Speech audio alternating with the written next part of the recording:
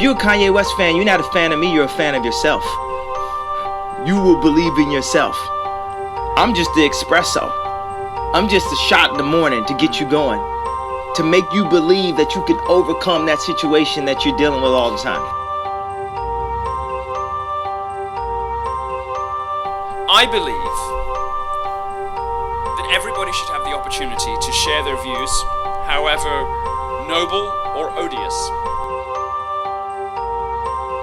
There is nothing bigger or older than the universe. The questions I would like to talk about are: 1. Where did we come from? How did the universe come into being? Are we alone in the universe? Is there alien life out there? God who created this universe, if it was created by God, is quite clearly a maniac. Utter maniac. Totally selfish.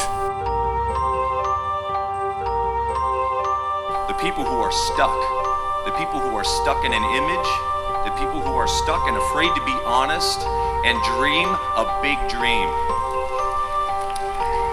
Dream big and dare to fail. I dare you to do that, because this is living proof that it is possible to make a dream come true.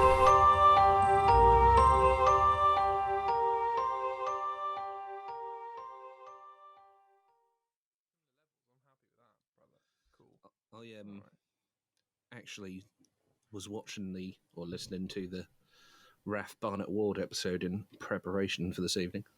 Oh, good. I appreciate that. Thank you. He was, I think he told you a little story that is somewhat close to my heart. Really? Would it be to do with scams by any chance? It would be. It would be. Okay. Obviously, I don't want to get too in-depth about what I do for a living or who I work for, but obviously I deal with bank accounts. So it was quite interesting listening to what he'd experienced, because the level of attention to detail that the people the scammer had been able to mimic, sort of like genuine measures and stuff to, I don't know, get past his, what most people would have in terms of a reasonable doubt, etc. It's just a constant fucking battle with those people, because the minute you introduce something to thwart what they're already doing, they're on to the next plan of action, if you know what I mean. On the same person or the different person? No, just like in general. You introduce a new fraud measure and within weeks they've sussed out how to get around it. Do you know what I mean? It reminds me of computer systems and viruses, really, and just how as soon as you solve one, another one comes along, I guess. Yeah. I'm going to pick your brains about this then, mate. So what are your thoughts then on... We talked about this in the podcast, but what are your thoughts on the people who do this? You know, you somewhat have access to some of the backdoor side of things in terms of perhaps you understand it more than other people, especially the general consumer. So what are your thoughts on the types of people who do this? Do you just kind of rate them, as they are, just criminals? Let's just leave it at that, or... You're asking me what I think of the perpetrators? Yeah. Well, exactly that, really. What else is there to say? Scum. Fair point. I don't know where I could really go with that. I'm just wondering, because I said in the episode, I just find it really hard to comprehend how someone has... I'm constantly surprised how people have the capabilities to do things like that. Like any sort of criminal activity. I mean, we mentioned the idea of stealing from old people. It just seems like that seems somewhat worse than, nicking from a shop, if that makes sense. It just seems so much more personal. Well, there's two different types of crime, really, aren't there? There's crime out of necessity and crime out of greed. I think the latter of which you kind of have to be a bit of a psychopath to pull off, because you're making the conscious decision that your need to accumulate trumps not only the needs of others, but your own ethics. You know, most people can tell the difference between right and wrong. If you can't tell the difference between right or wrong, or you simply do not care, you are a psychopath. I think there's grey areas. Some Might be a people think sociopath. I can't remember the difference. some people think treating your friends crap is okay, or they don't see treating your friends badly is bad. I think it's very minor. I'm pretty pathetic when it comes to that sort of thing. Like, I take friends and family quite seriously, I think you do. We're not talking whether or not I ate too much barbecue the last time I came around your house, Nick. We're talking about defrauding pensioners for their life savings. Was that when John came as well, and we burnt all my old papers? I can't remember if we had a barbecue that evening, but that happened, yeah. That was awesome. I wasn't drawing a parallel. No, you've just captured my nostalgia now. We have a lot to talk about. We haven't seen each other in quite some time now. I think last time I saw you was in Norwich. I think we were talking about Star Wars in your room. You're back at your folks, aren't you? How is it? Is it okay? Yeah. It is what it is. Okay. Yeah, so you moved out, mate. Progressing along as you are. Mm-hmm. Working hard. Time to move out, flock the nest. And then you experience what probably 99.99% of people experience, which is people for some reason begin to take a lack of responsibility when it comes to cleaning public spaces when you share a house, a flat, etc. I mean, it wasn't that bad. It was mainly, mainly just finances. Got you. What, you want to save up, or too personal, or don't want to infringe? I'm not, If you rent, you're just kind of bleeding money. Do you know what I mean? Like, at least if you have like a house and a mortgage, at the end of the mortgage, you might have the mortgage for 20, 30 years or whatever, but if you pay £400 a month, then by the end of it, you own a house outright. If I rent for 20 years, then leave that house, I've got nothing to show for that. Mm-hmm. So you're saving up to buy a house now? I mean, in theory, yeah. I'm quite bad at saving money. Would you spend what you have? Would you say you're just a natural? A bit frivolous. Okay. I live in the moment, Nick. Unfortunately, I don't know if the moment gives you a house, Bloor, if that makes sense. Yeah. Mate, there's loads of, as you know, because you work in the sector, but there's so many different ways now that, like, if you pay $1.99, the 1p goes to the savings or whatever, all that kind of stuff. Yeah. So there's some options there if you want them. Yeah, I mean, the main issue at the minute is that due to the sort of like health issues I've had in the last sort of 12 months and whatever, I've had to cut my hours right down at work. Right, we haven't spoken about this. It's pretty serious. Tom mentioned it to me. That you've been going through some rough stuff. How are you feeling generally at the moment? All right, in and of myself. I'd be a lot better if I was still getting my treatment at the hospital that I'm supposed to be on. But cancelled because of the situation? Yes and no. Well, yes, in its entirety. Could they be doing more to get it back on? I would say so. But It is what it is. There's no point whinging at anyone at the NHS. They're making the best they can out of the shit hand they've been dealt. Yeah. Do you feel not yourself? Do you feel worse because you're not getting the treatment, or? I'm not doing so good pain-wise. Okay. But that's to be expected. The treatment is preventative. So if I don't get my treatment, then I am fully exposed to the condition I have. Got you. So I have a chronic migraine condition. Right, okay. So go on, sorry. So I just get migraines almost all the time. Painkillers sometimes work, sometimes don't. And what type of painkillers? Like really, like paracetamol even, or ibuprofen, or? Fuck. Ibuprofen I don't tend to use. Ibuprofen's more of a muscular kind of treatment. Paracetamol can sometimes be enough. Sometimes it doesn't really do anything. The They've tried me on all sorts of drugs because, as you can imagine, you go through months and months and months of trying different drugs at your GP's discretion before they refer you to the hospital because they've exhausted all possibilities. Right. How long did you have to be on the drug before it was kind of like, this ain't working, like a couple of weeks, or? It would vary from drug to drug because some of them have almost like a build-up window where you kind of have to, this one you need to be taken for 2 weeks before it's properly in your system and going to do anything. So I've been on a varying combinations of preventative drugs and painkillers.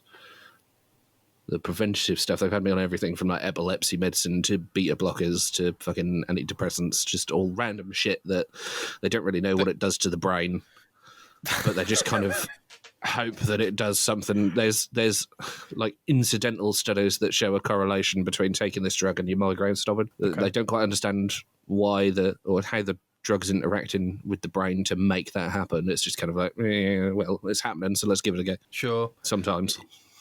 This may be a bit sensitive, but I've never taken an antidepressant, but is it almost like a painkiller in that it just dulls the mental pain, if you will, or does it make the, I guess, happy feelings just feel more powerful or something like that? Obviously, you I guess you're not taking these for that effect. It's more, it's more for your migraines. So I don't remember them actually. They were the first things I went on. I can't remember what the fuck they're called now. But the antidepressants were the first things I went on, and they didn't touch the pain. Right. In fact, I think I tried them for a week or two and went back to the doctor and said I can't keep taking these because they were making me exhausted all the time to the point where I was like lightheaded and falling asleep. Just from taking them? Yeah, just from taking them. I was like, I can't concentrate on anything. I can't think of what I'm doing. I just feel like I'm going to fall asleep all the time. Jesus. But I wouldn't fall asleep. It was just like that permanent state of, I need to go to bed. I need to go to bed. I can't think what I'm doing. Right. I get my words mixed up and stuff like that.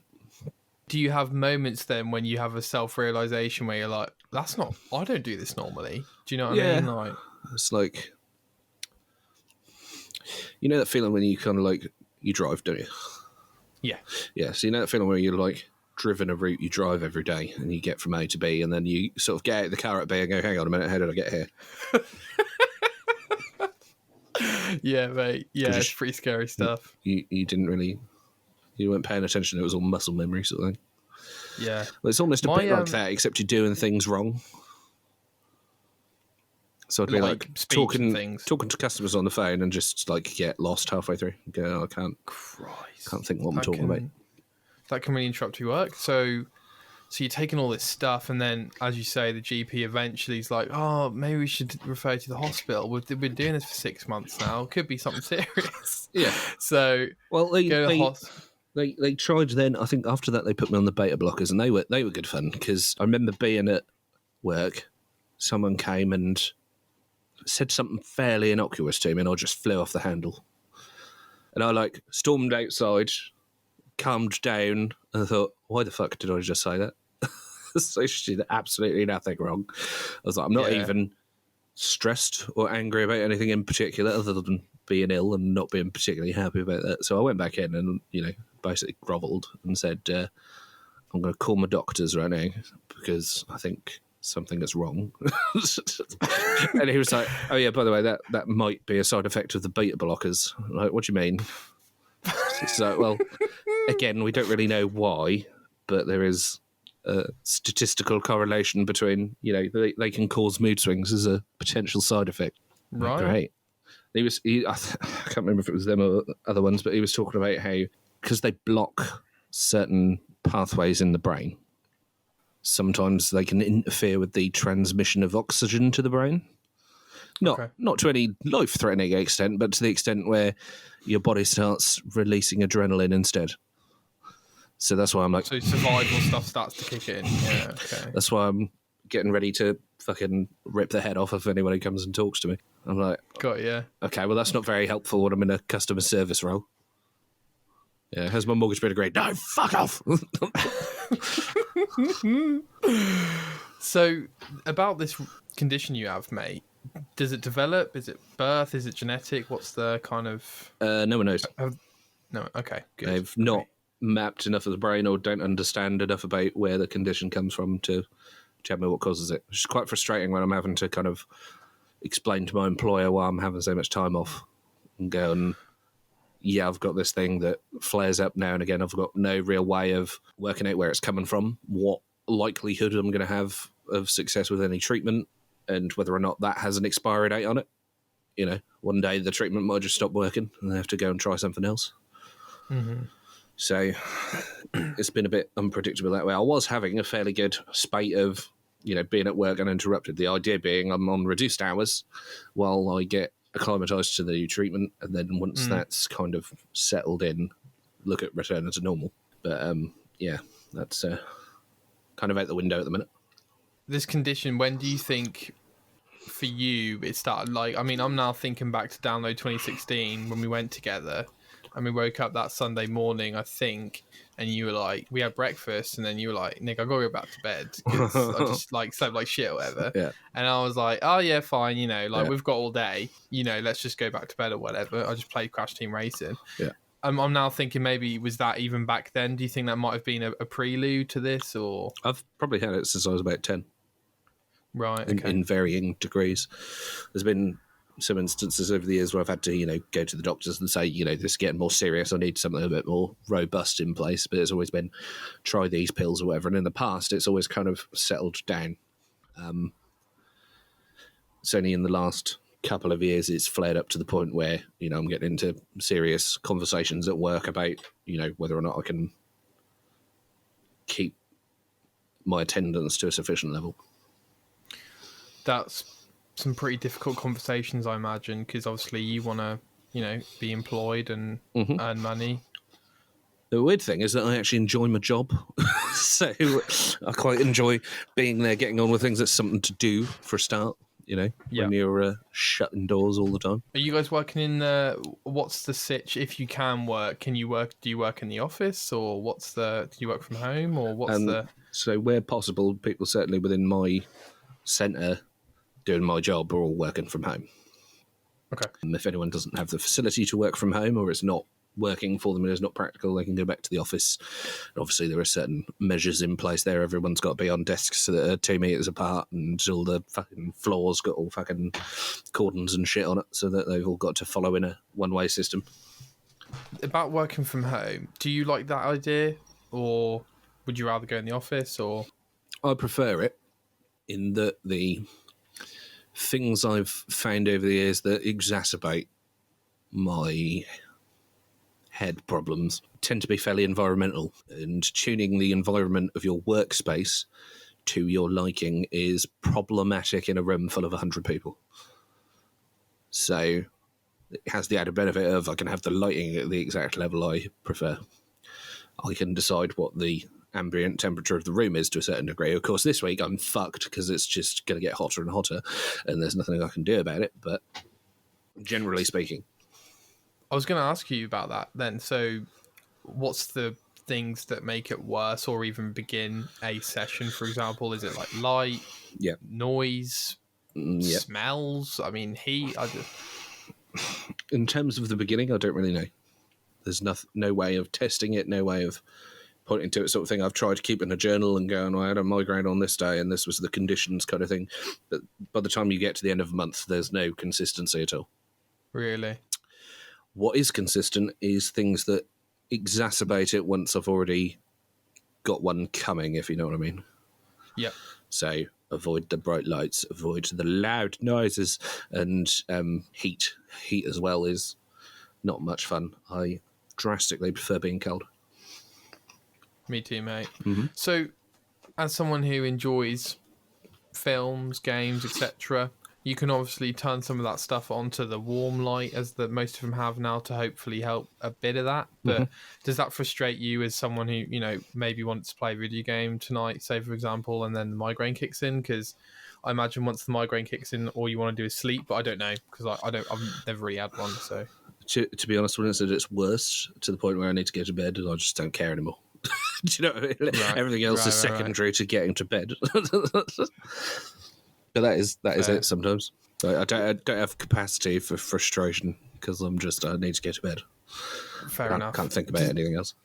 Because you've got it, will that then mean you sleep for longer than usual, or say, 12 to 15 hours or something? The sleep is a bit harder to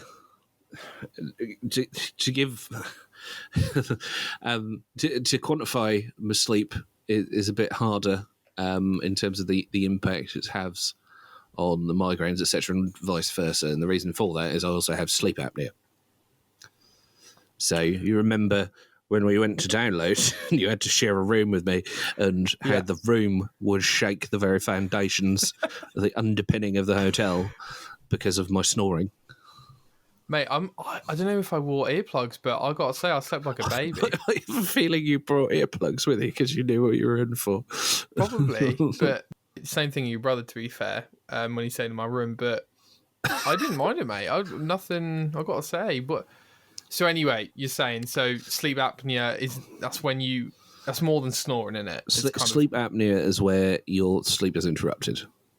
Okay. Obstructive sleep apnea, which is what I have, is where your windpipe is obstructed during sleep, and the fact that you're not breathing triggers you to instinctually wake up.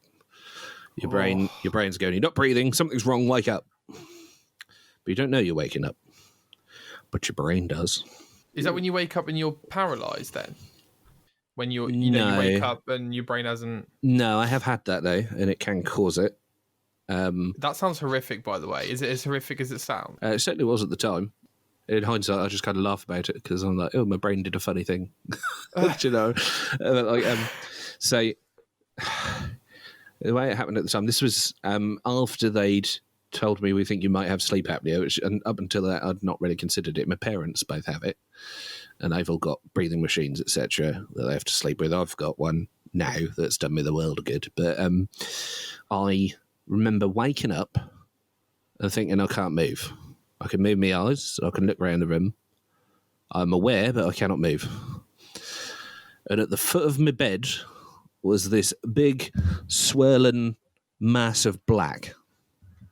Just like a cloud, kind of just wafting around and swirling on the spot. I remember thinking, there's I'd say a good 90% chance that's not real. But I can hear my heartbeat, and I think I might be about to have a heart attack. That will definitely kill me. So I'll close my eyes and pretend it's not there and go back to sleep. So you felt your heart racing because of looking at this thing? Yes. I was not only conscious enough to perceive this thing, I was conscious enough to have this bizarre internal existential crisis about what to do. And I could remember that sounds horrible. So it was like, so it wasn't a thing that you were looking at where you thought, my eyes do, you know, when you press in on your eyes and they start doing all the weird things and you open them and you can see all the different shapes and stuff. It wasn't like that. It was much more real. No, it had like a physical kind of definition to it. Oh, mate. Do you think so? Was that you were half asleep, half awake, or your body wasn't waking up and then some of your brain wasn't? So it was like a nightmare thing, or so. We'll come back to it, I think, because I actually discussed it with the sleep expert, and she had something to say about it, which I found quite interesting. So obviously that happened. Yeah. Then I went to the hospital and saw the nurse there, and it was just kind of a brief in and out. Here's the kit we're going to send you in the post and what to do with it, and off you pop. So I had a tube thing that came over your ears and you put up your nose. Had a Darth Vader pack that you kind of wear on your chest, sort of thing, that sort of monitors where you're lying and how you're sleeping, sort of thing. And I had a blood oxygen monitor on my finger.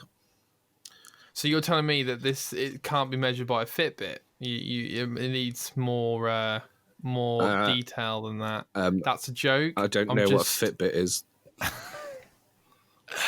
I'm just surprised because people are like, oh yeah, the Fitbit, it just measures every single aspect of your life. I'm like, is that what people say? Well, they say it measures your sleep very well. So they say. Me. But anyway, so you had all these machines like Darth Vader. Because this was it. It was getting to the point where I'd be, when I was living away from home, I'd be sat playing a video game. And the next thing I know, my roommates are rocking the chair going, Bloor, wake up! So what? You're snoring and it's fucking annoying. No, I'd fallen asleep in the armchair with my controller on the floor, just like in front of the TV, and it's like 9 p.m. Right. I'm like, what? So you just kind of lose consciousness or fall asleep. Yeah, I've been like, I would play video games until 3 a.m. and have 4 hours sleep and be fine. What's going on here? Do you know what I mean? Something is not right. So I'd go to so eventually went to the hospital to get the results of the sleep test, which is what all the pack and gizmos was for. Okay. Was this before you had the sleep apnea diagnosis? Yeah. This was to find out if I've got it or not, based on the pack they sent me and I slept with. Because it used to be, back when my dad was diagnosed, they'd send you off to a clinic, like at Adam Brooks or somewhere, miles away, and you'd have to spend the night in the hospital bed with all this shit strapped to you and a giant fucking machine the size of a person next to you, whereas nowadays they can fit it all into the equivalent of a pencil case and you just kind of wear it around your chest kind of thing. But you're talking 15 years ago for that anyway. I digress. So I went in for the results and she goes, well, yes, you have sleep apnea.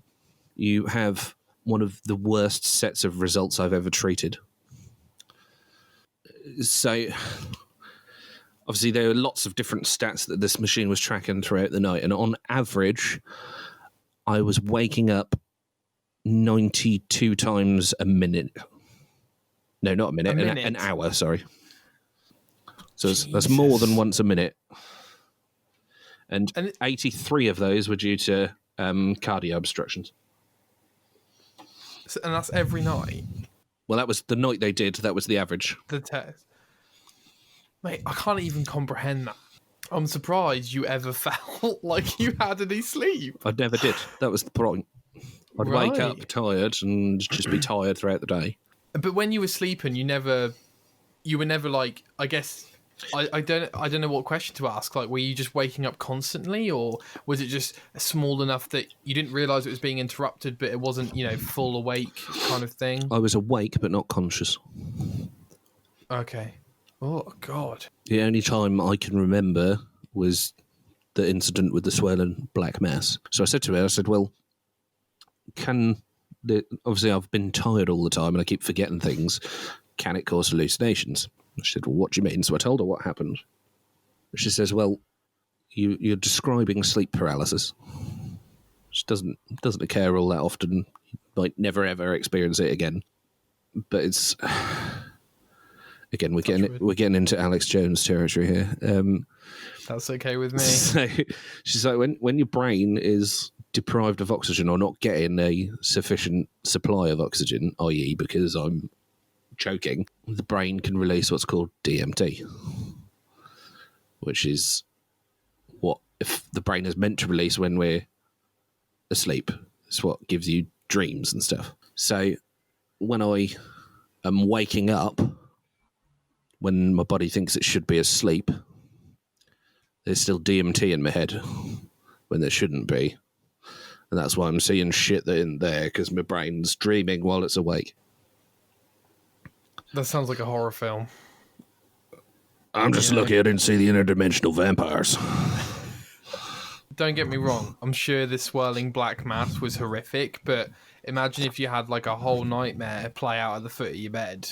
That sounds like that would probably scar me for life. Truly. Truly.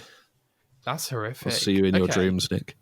So you get the machine. You know these machines then you guys have? Mm-hmm. Are they really loud and stuff? Or, I mean, obviously, they help you sleep, so you have them. It's whatever. But are they loud and stuff? Or I've gotten used to kind of sleeping with noises and stuff. Because of the machine, or?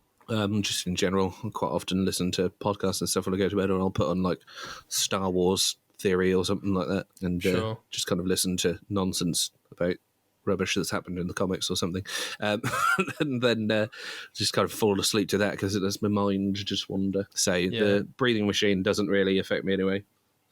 A, I can't hear it, and B, if I did it doesn't bother me. Yeah, okay.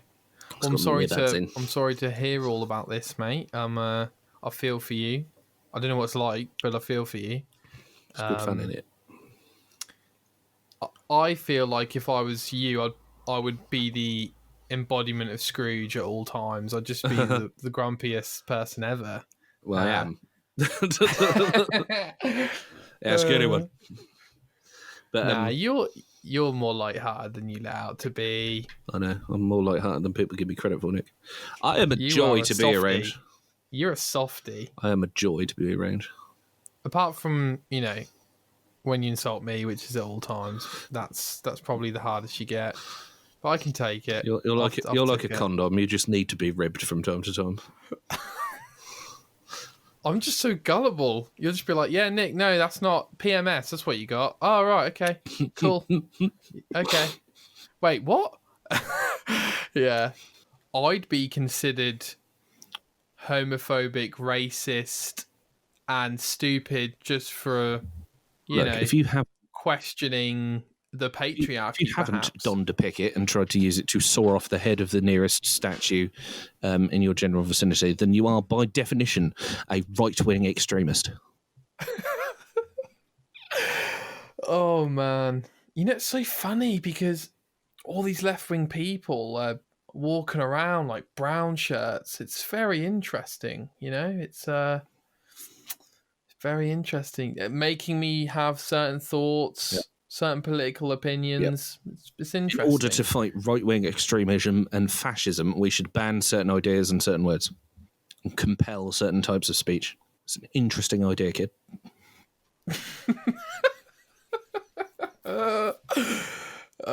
Do you think that movement, sorry to distract, but do you think that movement is gaining more pace because of recent events? I thought before the racism event happened in America that it was actually starting to die down, this left-wing chaos, to be honest. No, I don't think it's getting any bigger. I think it's always been bigger than people have thought. And I base that on, I don't know how much time you tend to spend on the internet, but if you want to get a real kind of feel for, the keep your finger on the pulse of something before it breaks into the mainstream media, the internet is the place to do it. Because, these people have been around and been doing this kind of shit for the best part of 10 years. Showing up to rallies, not rallies really. You'll have someone who's written a book and they come to a university to do a talk. Well, Black Lives Matter show up because they don't like them and they'll ring the fire bell. So the speaker has to come out. Everyone in the auditorium has to come outside and they've all got to sit there for an hour and fart about, well, these people are just causing chaos. Because if you give a platform to someone I disagree with, you're empowering that person, and that means that, they're propagating racism. So, what? Yeah. What? I was always under the impression, until I actually saw what university students had become, that you went to university to encounter new ideas and expand your horizons. Seems more to me like they've just become echo chambers. I went to a seminar once where I spoke about the severity of black on black violence, and a black student next to me said, I think you've just made that up to justify racism. These are statistics published by the UK government. I don't care what statistics say. Okay. Mate, I could tell you some stories, man, of some of the seminars I've been in at uni. For the most part, I liked a lot of the content we did, especially the sex ethics stuff is really interesting, like how do you define sex and that sort of stuff, right? But some of the seminars we did, I'm not going to go names, maybe I'll cut this piece out, I don't know, but we got to a point where a lecturer of a module, she was hosting the seminar and we were discussing personal identity and do you have a right to express your personality, personal identity in a workplace the same, because it has the same meaningfulness as religion. That's kind of the broad strokes of the discussion. And then I wasn't even like this. One of the guys who even is, probably lighter, considered lighter than me in his severity of his right-wing stuff, even though I'm not really right wing. And he was like, well, no, I consider religion more meaningful in that context, in terms of I'm going to wear a whatever because it's my religion, than just my personal identity and having to need tattoos and ear piercings, because that seems, more. That seems More people believe this fairy tale, so it's more important to her. something like that, right? Something like religion seems like a more substantial reason to have to wear certain things out the workplace. And the lecturer then proceeded to get so angry, she basically walked out and started arguing with this student about this discussion. How dare you have a different opinion? You racist. It was pretty much, how dare you think that religion is more important than personal identity expression. Was this student a person of colour? No. Was this student trans? No. Was this student any sexuality other than hetero? Don't think. I mean, maybe, but not from. Well, in the absence of evidence to the contrary, we shall assume no. The problem this student has is that he does not have any of the get out of jail free cards that you can use when debating left wings. Sure. Because they just won't go after certain subgroups because they're racists. My question for you, Bloor, is that I think me and you have very similar stances on a lot of this discussion, Probably. right? Speaking of echo chambers. But after the events that happened with George Floyd, it's George Floyd, isn't it? I have to say that perhaps I am now considering that maybe there is some real racism within some of the systems in the USA, maybe other systems as well. I'm not saying the UK, but I'm asking you because for a long time I also thought that maybe it's a socioeconomic issue, not perhaps a racial thing. But I have a hard time with this idea of systemic racism or systemic sexism, because when I hear the word systemic, I interpret that to mean enshrined within the system, i.e. law.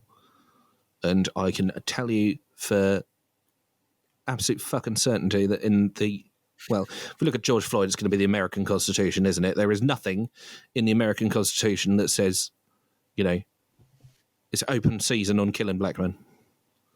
Black men do not matter when it comes to the process of law. There's nothing in there that says, and the 47th Amendment is that women shall be paid 66 cents to the dollar, which is a horse shit statistic, by the way. Yeah, it really is. So when you say systemic racism, is that what you mean? Or are you talking about people who work within the system happen to be racist, which statistically is almost certain? So how do you solve that second problem that you identified? How do you just take it on a case-by-case basis and make sure that justice is served, so to speak? Or you're talking about thwarting racism, or what's your question? What are you getting at? I don't understand. Yeah. How do you thwart those individual cases of, for example, police officers being racist or committing such racist acts as almost, killing black people? I don't see how you could conscientiously do it any way other than on a case-by-case basis. If you don't, what's the alternative to doing it on a case-by-case basis? You just say that whenever a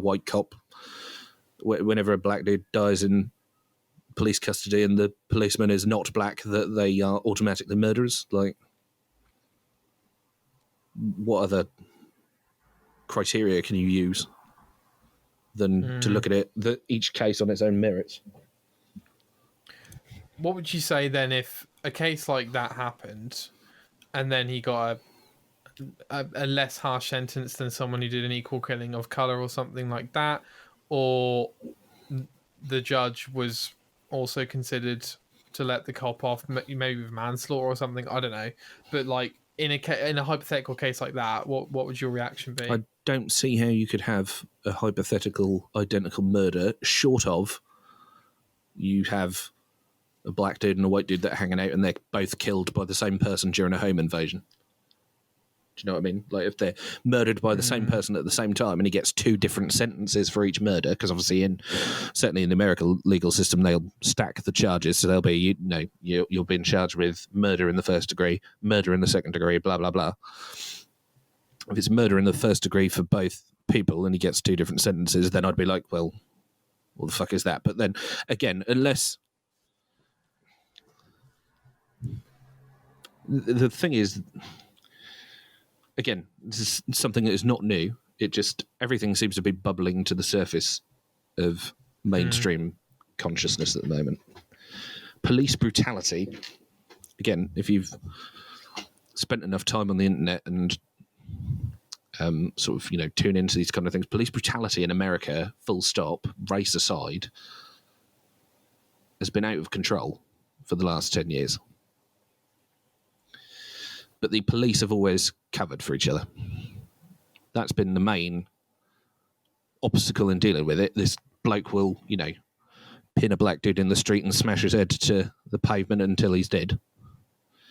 And the worst he gets is paid administrative leave while it's investigated. And then the media hype dies down and a year or 2 later he's back at work and he's doing the exact same shit again.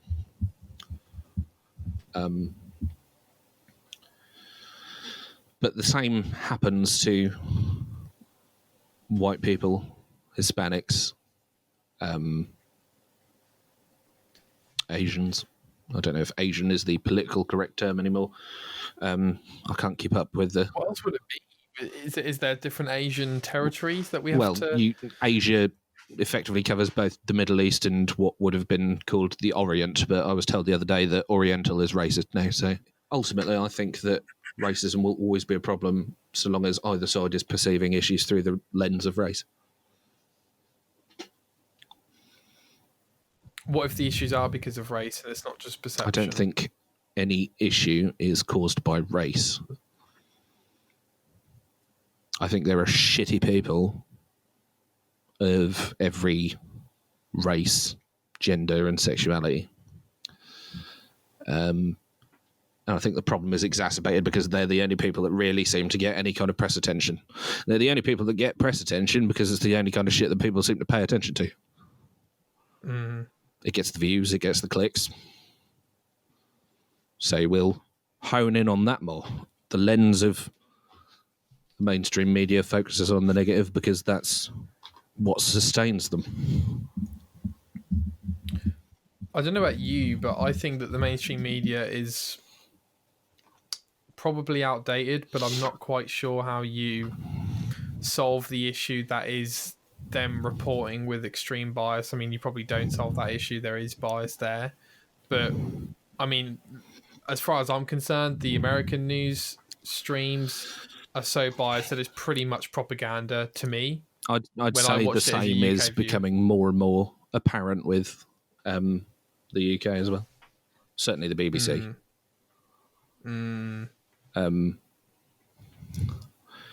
I mean, and I say that as someone who tends to agree with most of the views posited by the BBC. But again, that's not their role. If I take a step back from my own views and go, hang on a minute, you shouldn't really be doing that. Again, I've not prepared any examples or sources or anything because I'm just kind of spitballing here. But, in America, it's farcical. You've got Fox News, which just fucking whatever right-wing talking point is there for the day, that's it. And whatever happens in the world, the default right-wing position is what is. And that's it. Whereas on CNN, I was in America for the last election. Really? Yep, we went to Disney World. How was it? Well, it was Florida, and there were lots of theme parks. So it was good fun. To be honest, you love your family love theme parks. We saw each other at Alton Towers that one time on the wedding day. Yeah, that was pretty fun. The royal wedding. Oh, everyone's seen the wedding. Let's fucking go to Alton Towers. Everyone thought we'll go to Alton Towers because it'll be quiet because of the royal wedding. Unfortunately, everyone had that idea, so it was packed. And people also turned up to watch the royal wedding there. Why would you bother? Yeah, But we're anyway. going to sit on the lawn at Alton Towers and watch something we could have watched from the comfort of our own home. But we're going to pay £50 a head for the privilege. This is a nice lawn. Nice grass. This is nice a grass. nice lawn. Anyway, so what was I saying? I feel like we're... BBC News, bad Yeah, examples. the problem with media bias is never going to correct itself unless it's addressed. Because on paper, all of these fucking outlets are still impartial. You can't tell me that CNN... So this is why I bring up being in America for the election. I went to bed on the night of the actual vote, and I had CNN on. And I fell asleep to CNN. And the map, they quite often have the map of the states or whatever, and they colorise them as they go based on the results coming in and the polls and the predictions, and they'll try and tell you what the result's going to be. So CNN had it 100%. Hillary's got it in the bag. 100%. Well, not 100% of the vote, but with 100% certainty, Hillary's got it in the bag. There's no way Trump can win, end of. So I was like, oh, great, fine, whatever. And don't get me wrong, I think Trump's just as bad as Hillary when you kind of toss the two up. But, Hillary was the devil you know versus what's behind mystery box number one. Because Trump talks a lot of good shit. Is he going to follow through on any of it? And the answer is no, he just did a bunch of other heinous shit instead. But anyway, I went to bed with CNN on, the map all blue, and, Hillary's our queen, blah, blah, blah, blah, blah. And, they had the auditorium up with the glass ceiling ready for her to smash. The literal glass ceiling, Nick. Can't get any more fucking, what's the word? Narcissistic. Oh, okay. I am the spokesperson for all women. I have decided this. Goodbye. Yeah. And when I woke up in the morning, the news anchors were crying. And the headline was, Trump elected president. I mean, you can't call yourself impartial if you're crying over the election result. And you're just preaching doom and gloom. Doom and gloom. We've got a Republican in the White House, doom and gloom. That's not impartial. I mean, turns out they were right. Doesn't make them impartial.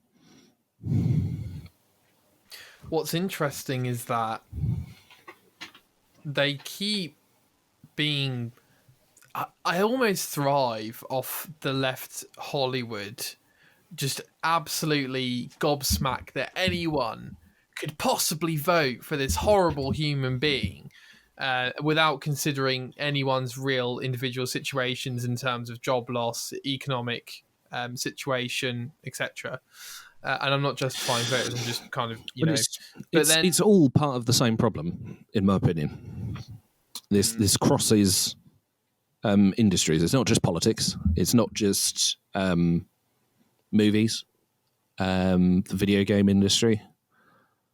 I think people who are in these industries tend to have some sort of college or university education. They've gone through that system. They are used to being in an echo chamber where they sniff their own farts and everyone agrees with them.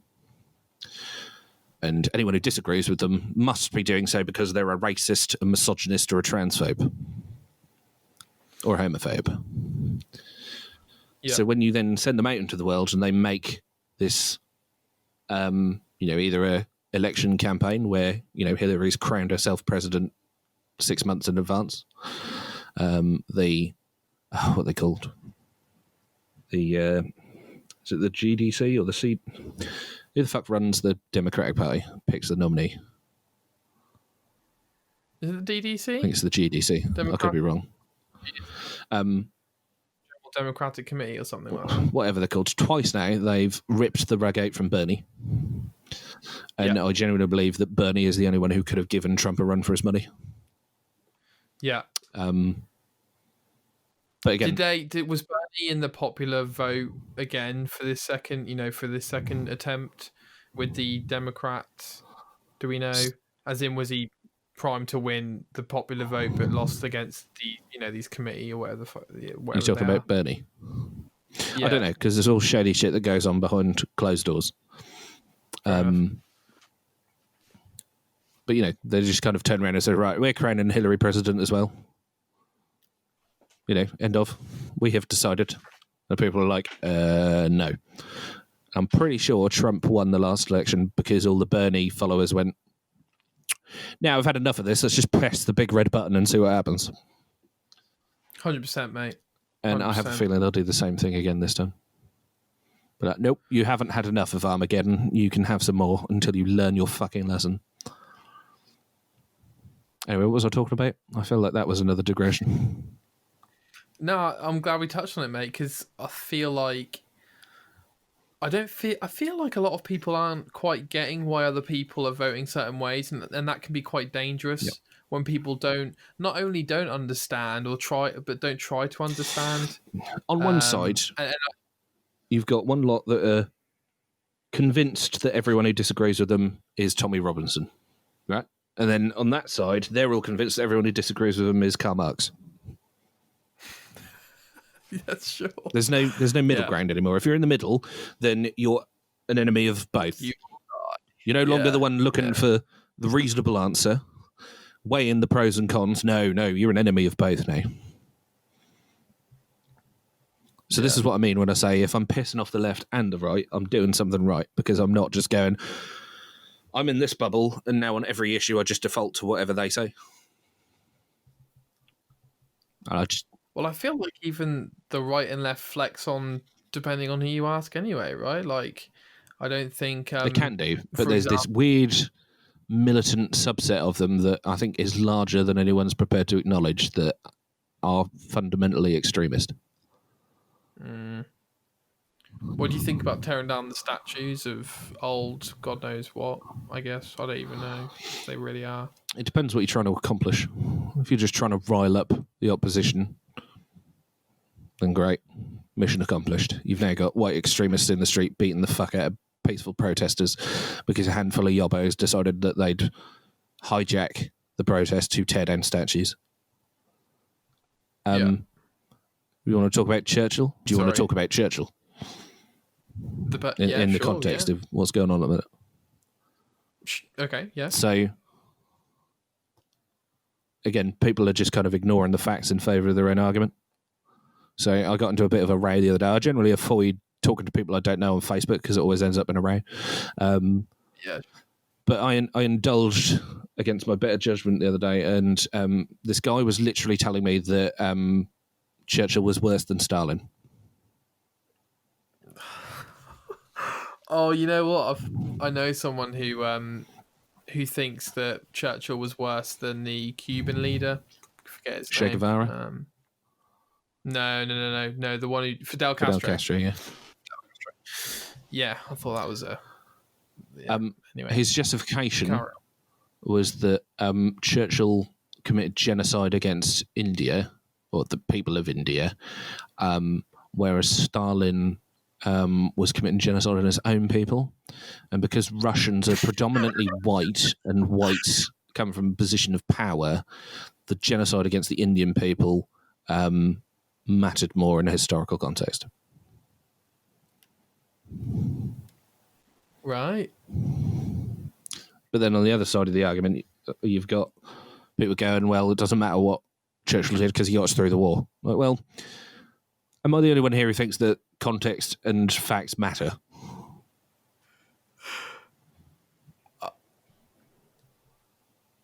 Maybe the shit that Churchill did in India does not excuse rather, or maybe the shit he did in World War II does not excuse the shit he did in India. Maybe having statues of him in the street is a little inappropriate given the way times have changed and people's views, etc. To say that Churchill said racist things, A, it's true, and B, means nothing in the context of the time. If we fucking rewind back to 1945, 1939, whatever you want to do, wherever you want to go, I guarantee you every single person was racist. Yeah. It's just a fact of life. Yeah. Do you know what I mean? It's like you and I eat meat, right? I do not. All right, okay. Well, I eat meat, right? If I cured cancer tomorrow, I eat meat every month. I apologise. Continue. if I cured cancer tomorrow, I guarantee you in 200 years' time, there'd be a faction of people wanting to tear down my statue because everyone's gone vegan and they can't stand the fact that I ate meat. That's morally reprehensible. That should be torn down. It wasn't morally reprehensible today by most people's definition. But because times have changed, they can't quite understand the historical distance. So I feel like that's a waste of energy, to be honest with you, to get so angry about things that happened 50, 70, 100, 200 years ago, especially individuals. And then they do the kind of argument which is something like, well, the statue shows that we reverence or we remember this person and we look up to him when he was such a racist. Like, I don't know anything that's coming out of your mouth. It doesn't make any sense to me. I don't know. I actually don't know what are you trying to say of substance? Like nothing. Do you know what I mean? just repeating the verbal diarrhea that's been programmed into you by your college professor. Exactly. So, if you, what is a statue at the end of the day? It's an effigy of a historical figure. Now, you either know who Churchill is and what he did, or you don't. Yeah. If you don't, odds are is you're a child. No, seriously, like who's that? You could recognise the visual profile of Churchill pretty much anywhere. Mummy, Daddy, who's that? The only real way you're going to change people's perception of Churchill and, contextualise based on his entire career rather than just World War II is by education. You don't accomplish that by tearing down statues and burying the past. Was it not Churchill himself that said those who fail to learn from the past are doomed to repeat it? Or did he just quote that? Yeah. So, if you don't want them in a public space, I can kind of I get it. I'm not necessarily behind it because I think it's useful having it there, even if you perhaps have a different interpretation of Churchill's history. Destroying it, I think, is a complete waste of time and is just really to appeal to yobbish behaviour. What I think might be an interesting compromise is moving it to a museum where, rather than just kind of being presented with a war memorial so that people just dwell on what happened in World War II, they can actually see, a full historical context of his life and what he did. I mean, India is a tricky enough subject anyway. That was a fucking powder keg waiting to go. I've been to Churchill's house. Was he nice? Can't remember what it's called. And it was really, really fascinating, really cool to learn about what he did in his life, and really nice house and grounds, of course. And I think there's a quote out there somewhere along these lines, but it rings for me where those who try to rewrite history will fail to learn from it. And it just really scares me, to be honest with you. Really scary stuff, like trying to impede on my speech and trying to impede on my thoughts and our actions. But as soon as I start giving it oxygen, I just think, you know what? This is a bunch of angry 30-year-olds who studied philosophy 10 years ago.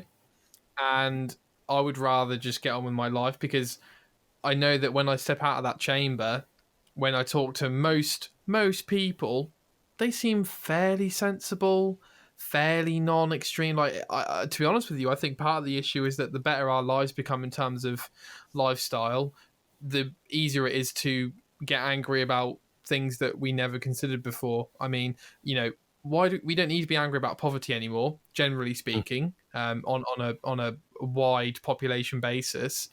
So let's be angry about veganism or the killing of animals. That's the kind of thought process I think a lot of people... As the standard of living increases generally, the more trivial issues become that people tend to take up a flag for. Absolutely. And the better our lives become in terms of living standards, the higher the depression rate is and mental health issues. So I definitely think there's something there. I mean, most sort of. I'm not talking about everyone who would dub themselves a feminist. I don't really like isms in general because it's kind of a catch-all term for people who almost always have different views. But, you know, anyone who tells me that the patriarchy is a problem in this country needs to fuck off until they've protested on the streets of Karachi. Most of them probably couldn't point to it on a map.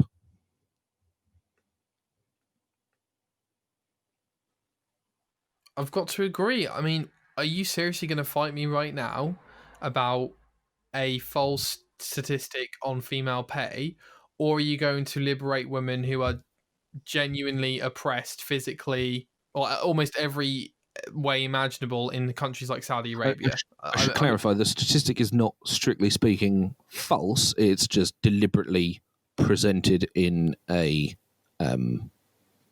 misleading manner. Yeah, it's taken. You're right. It's the total earnings of all the men in the US and take all the earnings of all the women in the US and then compare your two piles, divide one by the other. Yes, you get 66 cents on the dollar. Without taking into account if the you preference have of half female. a brain and a very, child's understanding of how statistics work, you would understand that the context is completely lost in that equation and it's therefore useless. But, coming back to your original question, which was how big has this movement gotten lately? It's always been there. It was many years ago that the president was touting that nonsense. Obama gave a speech where he cited this 66 cents on the dollar nonsense. Right. So it goes that high up. Now, whether he genuinely believed that or he was told to say it or he's just kind of trying to pander to a certain demographic, I don't know. Yeah. Something I really want to cover with you. You educated me on a lot of my musical listening career, I'll call it. Introduced me to Metallica, Megadeth, the list goes on, okay? And we've seen many bands together, download, etc. And we've had some great gigs.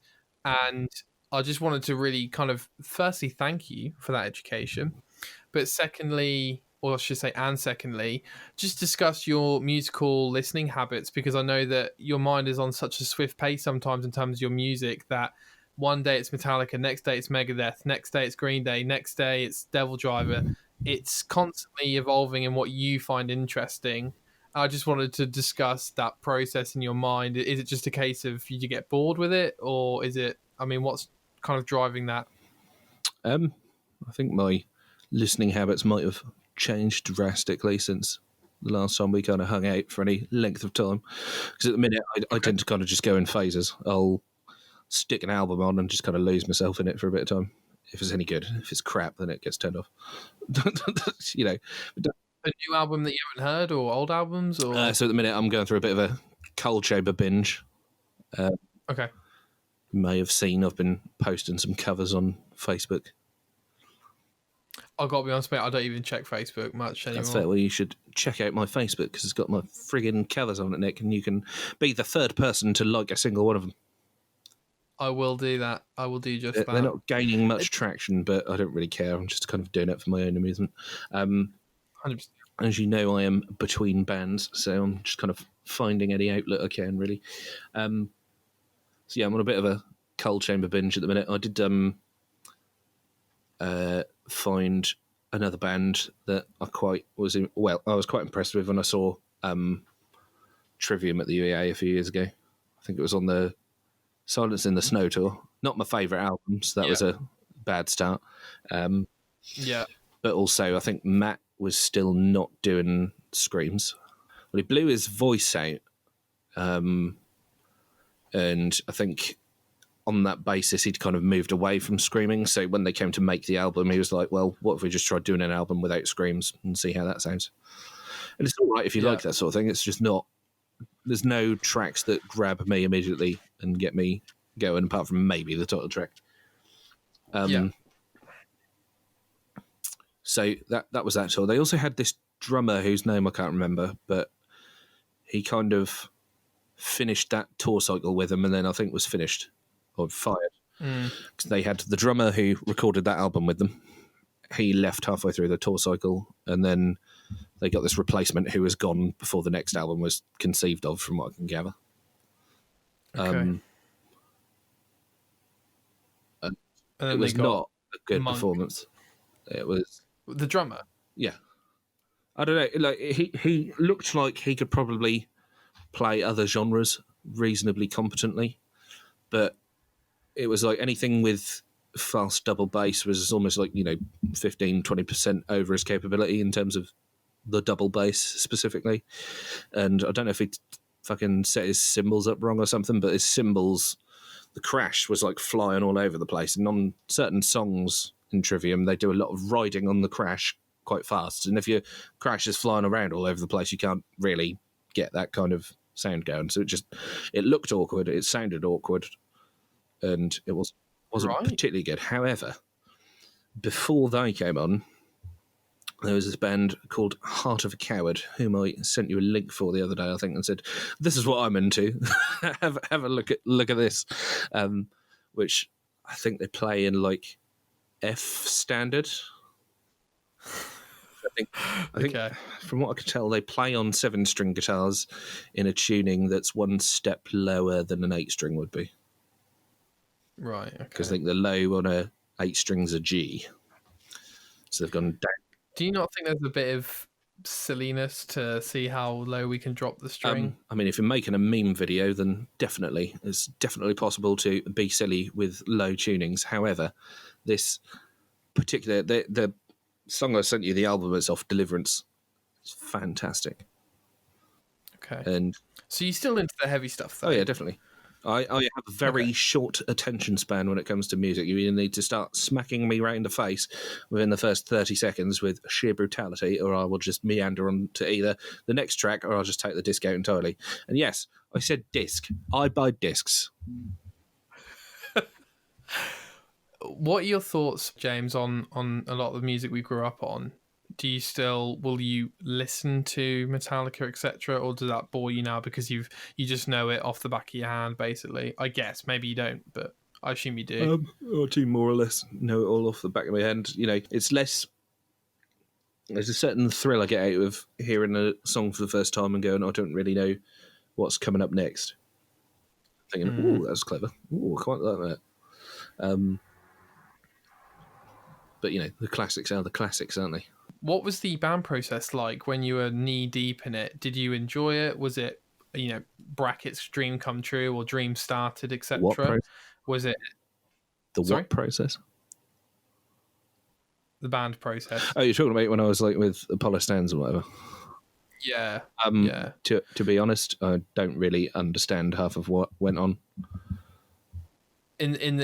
While you were in yeah, there? it's just quite confusing for me. I'm not going to talk shit or anything because I'm still relatively good with mates with, I'd say, at least half of the people in there. It's more a case of, so-and-so would speak to whatever company, and by the time it got through to me, I've heard 3 different accounts of what's gone on, and I don't really understand the implications of any of it. And I was quite okay with that, because I went into it saying, I don't really want to be too hands-on-y with the organisation of things. I'm happy to just play drums and write music. Let me focus on the music. You can worry about the business and shit like that. Apparently that was not okay, even though it was okay when I joined. But over time, I think they wanted me to do more stuff like that and get a bit more involved. And, I wasn't doing that. And, How did you find the creative outlet when you were in there and producing a lot of music, or at least writing a lot of music and releasing the album and playing gigs? Well, I mean, I write the drums for the most part. It's a bit of a weird project in that context, because initially when I joined, the songs were all done, basically. They weren't recorded, but they were demoed, and I don't think anyone had any real impetus to change them all that much. Then we got a new singer in, and he didn't do any screamo. So we spent a fair bit of time with him redoing the vocals. I ended up doing the screaming on the first album because the drums were already recorded and because I was the only one who could really scream at the time. Was that hard on your voice? Did you find that hard? Not if I did it sensibly. I didn't do any of it live because I was on the drums, and the parts I was playing on the drums were not ones I felt comfortable doing vocals at the same time as, in terms of coordination. So I spent a lot of time with the vocalist as well, just kind of working on melodies and stuff, because some of the parts he was like, you have to scream this. I'm like, well, not really. I've got a cool little melody that could fit in there. And then, there'd be a bit of a back and forth, and it was cool. It's a cool little creative process. Yeah. Second go round, I think we'd had another lineup change. So we had another new singer. And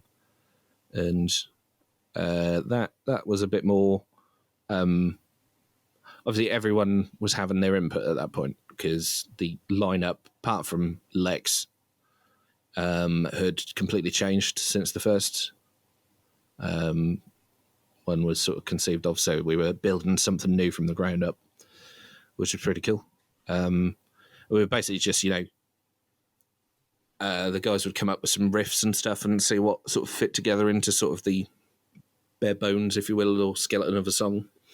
And then we'd kind of look at arrangements and stuff. I'd put some drums over each of the riffs and we'd see what worked. And then once we'd picked out the song structure, we'd kind of just toss it off to Ryan and be like, here you are, here's a song, make some lyrics.